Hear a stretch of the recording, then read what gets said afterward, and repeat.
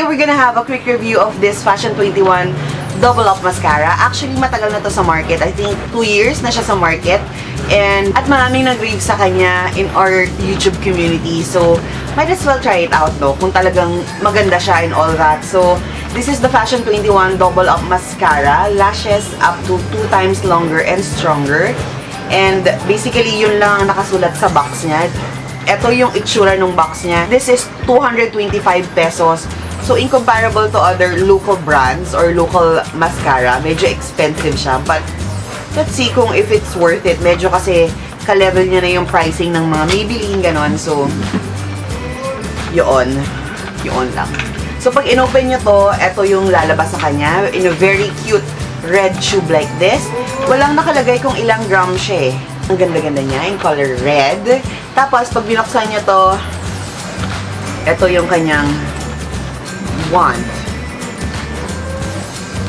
Yan yung kanyang wand. And yung kanyang wand, medyo nagfi-flex ng onte. Ayan o. Nagfi-flex ng onte. Okay, so let's go on with the first impression. The first impression ko nito upon the first application that I did, very neat siya. As in, super linis niya i-apply.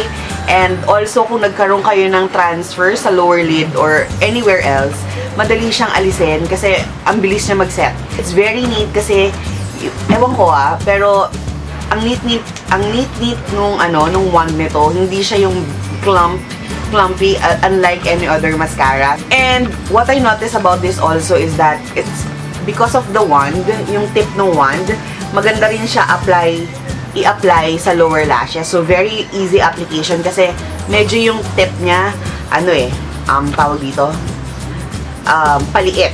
So, etong tip na to, you can apply in your lower lashes. And also, another thing is that one coat lang nito, automatically scene mode na yung lashes niya. Katulad ng sinabi ko sa inyo kanina, ang bilis-bilis niya mag-set. Less than a minute yata, set na siya or natuyo na siya. So that is basically my first impression about this product. Now, let's go on with the review or the pros and cons about this product. Actually, isa lang yung napansin kong hindi masyado kagandahan about this product. Hindi mo siya pwedeng ma-double coat because napakabilis niya mag-set. Hindi mo na siya ma-double coat if you wanted to make your lashes a little bolder. Kasi yun ang, yun ang technique para magkaroon ka ng bolder lashes is that you have to double coat or you have to have triple coats of mascara just to, have a bolder lashes. Pero siya, hindi mo siya ma-double coat. Sobrang bilis niya mag-set.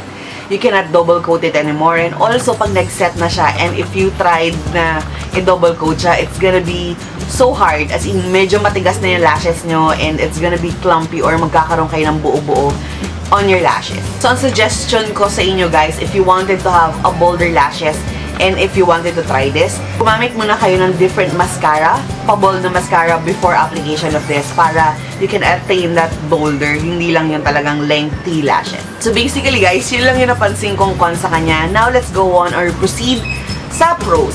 Ang una-unang pros ko sa kanya is that when you apply this, automatically yung lashes nyo scene mode na. Number 2 is that it stands on its name. Kasi ang nakalagay dito, Double Up Mascara. Automatically, guys, magkakaroon kayo ng lengthy mascara. Pinapahaba niya talaga tingnan yung lashes nyo. The next one is super ganda ng wand nito, guys. Ang ganda ng wand niya. In-apply nyo to sa inyong lashes. Ano siya? Yung, ang tawag dito, foolproof in other words, no? Kasi yung mga matatransfer sa other parts of the eye, madali siyang alisin. Plus, it's not messy at all. Ang linis-linis nito, unlike any other mascaras na meron ako, eto lang ang nag-iisang mascara na very neat, very malinis tingnan. So, I super love it about this mascara kasi super linis. Hindi siya nagka-clump.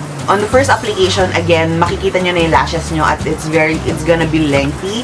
Pero hindi siya yung clumpy tingnan. Hindi siya yung parang nagdidikit-dikit. Meron din naman na nagdidikit, but alisin nyo lang or i-spread nyo lang yung lashes nyo, automatically mawawala na yan. It's non-clumpy at all. Second to the last, guys, is that ang sarap nitong i-wash kasi unlike any other mascara or yung mga long-lasting mascara or yung mga waterproof kind of mascara, ang hirap niya alisin. Kung aalisin nyo man siya, absolutely magulo. It's gonna be a hot mess kasi mangingitim yung eyes nyo, yung mga ganon, di ba? Nagkakaroon tayo ng problema ng ganon. Pero ito, napakadali niyang alisin. As in, foolproof.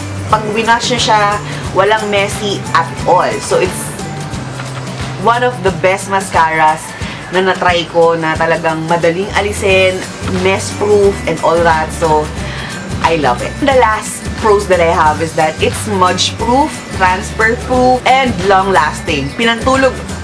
Nagkaroon ako ng araw, guys, na sobrang tinamad ako mag-wash. And pinantulog ko to. And kinabukasan, andun pa rin yung lashes. So, I super love the lashes. If you guys have a non-visible lashes or gusto nyo magkaroon ng lengthy lashes, I would suggest you guys to go ahead and try this. Super love the product. I suggest you guys to go ahead and try it.